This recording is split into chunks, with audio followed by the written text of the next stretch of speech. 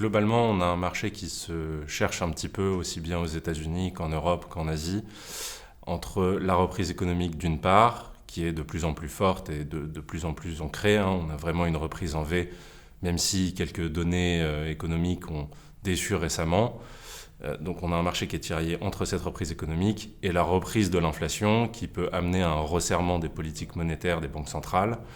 Et de ce point de vue-là, on voit une petite prise de profit qui commence et de plus en plus de rotation sectorielle entre les différents secteurs. Néanmoins, on reste dans une tendance haussière aujourd'hui avec des investisseurs qui achètent sur les points bas. Donc les indices européens ont tendance à progresser parce que de toute façon, l'inflation est un peu plus en retard qu'aux États-Unis. En revanche, aux États-Unis, on a une légère sous-performance qui est liée au fait que la Fed pourrait, sinon agir, au moins annoncer quelque chose lors de la prochaine réunion. On attend de la Fed qu'elle constate que l'inflation n'est plus que transitoire, mais qu'elle est probablement un peu plus ancrée dans l'économie que ce qu'ils envisageaient au départ, et que donc ils commencent à annoncer, soit lors de la prochaine réunion, soit lors de la suivante, un calendrier pour resserrer leur politique monétaire, ce qui a tendance à stresser un petit peu le marché. Donc, du point de vue de la rotation sectorielle, on est là aussi sur un marché qui se cherche, d'autant que récemment on a eu une saison de résultats, donc beaucoup d'histoires microéconomiques et qui concernent les entreprises en particulier plus qu'un secteur. Donc on a eu pas mal de retournements à l'intérieur même des secteurs. Concernant le rebond value, peut-être qu'on a un petit essoufflement. On voit les sociétés, notamment qui marchent le mieux avec la réouverture des économies, on voit une petite prise de profit qui commence. De ce point de vue-là, je pense qu'on peut essayer d'être un petit peu comme le marché, c'est-à-dire toujours une étape devant et essayer d'anticiper et de se reporter un peu plus sur les entreprises dites milieu de cycle, donc de croissance défensive, des secteurs comme la santé, comme les fournisseurs d'énergie, ou les secteurs à haut rendement comme les télécoms par exemple. On peut essayer d'investir dans ces valeurs-là qui, depuis quelque temps, sous-performent et qui peut-être peuvent rattraper une partie de leur sous-performance. Mais d'un côté, on a les valeurs technologiques, donc de croissance forte, qui ont largement sous-performé à court terme, et de l'autre côté, la value qui a déjà très fortement rebondi. Donc on se retrouve un petit peu entre deux, et c'est en ça que le marché se cherche. Donc je pense qu'il faudrait aller sur des secteurs qui n'ont pas encore trop performé et qui se comporteront probablement bien dans un environnement où le pic de croissance est passé et on retrouve un régime de croissance dit normal. Concernant les valorisations, on peut dire que globalement le marché est cher. Néanmoins, il reste des opportunités puisqu'il y a des secteurs qui ont largement sous-performé sur les 12 derniers mois. D'autant plus que même si les banques centrales commencent petit à petit à annoncer un resserrement progressif de leur politique monétaire, l'univers de taux reste extrêmement bas. Donc on a assez peu d'alternatives à l'investissement en actions, si ce n'est peut-être le marché des matières premières, mais qui reste une diversification dans un portefeuille d'allocation. Donc globalement, un marché sur lequel il faut être prudent, mais néanmoins sur lequel il faut rester investi. Concernant les secteurs qui devraient bien marcher, j'ai évoqué tout à l'heure le secteur de la santé, mais il n'y a pas que celui-là. En premier lieu, on peut penser au secteur bancaire, même s'il a déjà bien marché. Avec le resserrement progressif des politiques monétaires, cela devrait profiter aux banques, puisque avec une quantification de la courbe de taux, étant donné que les banques empruntent à court terme et prêtent à long terme, ça devrait profiter à leur business model et on voit une progression régulière depuis plusieurs mois maintenant du secteur bancaire, aussi bien en Europe qu'aux États-Unis, et cette tendance-là devrait continuer.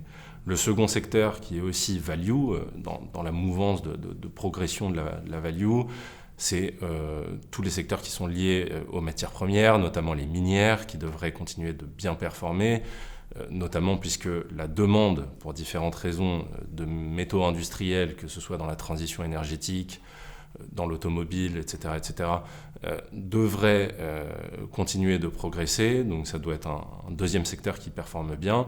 Et puis ensuite, si on se porte un peu plus loin que la value et la réouverture des économies et donc les valeurs de début de cycle, on peut aller sur le milieu de cycle avec le secteur de la santé, comme je l'ai évoqué, notamment les laboratoires pharmaceutiques, Et puis ensuite, les entreprises qui délivrent de forts dividendes, comme les télécoms ou les utilities, donc les gros fournisseurs d'énergie. Donc globalement, si nous voyons une tendance haussière globalement sur le marché, il reste quelques risques à prendre en considération, et il y en a même plusieurs. Le premier, c'est évidemment le coronavirus, dont on parle moins, mais qui reste une pandémie mondiale. Même si l'effet du vaccin est tout à fait spectaculaire et la réouverture des économies suit son cours de manière extrêmement positive, il est tout à fait possible que nous connaissions plusieurs variants, dont certains pourraient déjouer l'immunité procurée par le vaccin. Donc ça, c'est évidemment quelque chose qu'on ne peut pas prévoir, mais auquel on fait attention avec l'apparition de plus en plus de variants, comme le variant indien ou le variant brésilien. On suit ça à la loupe.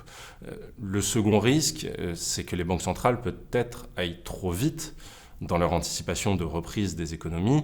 On l'a vu avec les dernières données macroéconomiques. Les ventes au détail aux États-Unis, par exemple, n'étaient pas si élevées que ça. Les créations d'emplois étaient relativement décevantes. Donc on sait qu'on va avoir une reprise progressive et parfois en dents de scie. Ce serait une erreur d'aller trop vite dans le resserrement de politique monétaire, et ça pourrait gripper la tendance haussière du marché. Et puis enfin, il y a des risques géopolitiques qui sont à prendre en compte. Quand on voit les tensions entre les États-Unis et la Chine, qui sont économiques d'une part, mais aussi quasiment diplomatiques, voire militaires aujourd'hui, notamment au vu de ce qui se passe à Taïwan, je pense que c'est quelque chose auquel il faut faire attention et qui pourrait stresser le marché, d'autant que les catalyseurs à la hausse, globalement, ce sont les bonnes nouvelles qui sont passées. Il va falloir de nouveaux catalyseurs pour poursuivre cette tendance haussière, et il ne faudrait pas que certains de ces risques se matérialisent au risque de voir le marché se retourner. Ça peut être un mouvement très rapide, tout simplement une respiration, ou au contraire un mouvement plus prononcé. Donc j'évoquais de potentielles bonnes nouvelles. Celles auxquelles on peut penser, c'est d'abord le relais pris par le budgétaire vis-à-vis du monétaire. On voit aujourd'hui des plans de relance qui sont en train de se mettre en place, que ce soit en Europe ou aux États-Unis. Aux États-Unis, on est encore sous le coup d'un vote. Le plan de Joe Biden de 2000 milliards doit être voté par le Parlement américain, au même titre que le plan européen de 750 milliards doit être voté non seulement par le Parlement européen, mais en plus par les différents parlements nationaux. C'est ce qui fait que ce plan de relance prend du temps. Si la mise en place de ces plans de relance était plus rapide qu'attendu, ça donnerait peut-être plus de possibilités à la Banque centrale de resserrer sa politique monétaire, puisque le budgétaire prendrait le relais. Et ça, ce serait une véritable bonne nouvelle. On peut penser également aux différentes créations d'emplois, que ce soit en Europe ou aux États-Unis. Là aussi, si les créations d'emplois continuaient de progresser à un rythme soutenu avec les salaires qui auraient tendance à suivre, ça, ce serait synonyme d'une reprise économique pérenne et pas juste d'un effet de base vis-à-vis de l'année dernière qui était très déprimée en termes économiques. Donc, globalement, on peut avoir des bonnes nouvelles sur le plan de la relance budgétaire, sur l'emploi, et sur une inflation qui serait plus pérenne et dans la droite lignée de l'objectif des différentes banques centrales. On en profiterait, alors ça c'est à beaucoup plus long terme, mais on en profiterait peut-être pour assainir les bilans des banques centrales, réduire la dette, ce qui ferait probablement beaucoup de bien à énormément d'économies. En conclusion, on peut dire que la tendance sur le marché actions reste à la hausse. On reste plutôt positif sur les actions, d'une part parce qu'il y a assez peu d'alternatives sur les autres classes d'actifs, et d'autre part parce que la reprise économique continue, la réouverture progressive des économies suite aux campagnes de vaccination plutôt efficaces reste en vigueur, et on pourrait avoir de bonnes statistiques économiques à venir, que ce soit concernant l'emploi, la croissance ou l'inflation.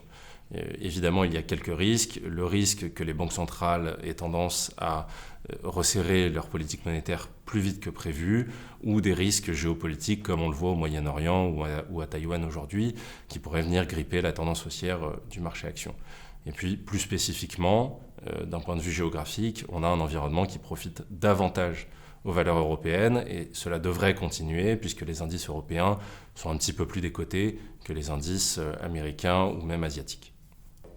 Toutes les équipes de Sycomore se tiennent à votre disposition si vous souhaitez approfondir certains points, en espérant vous retrouver bientôt en terrasse.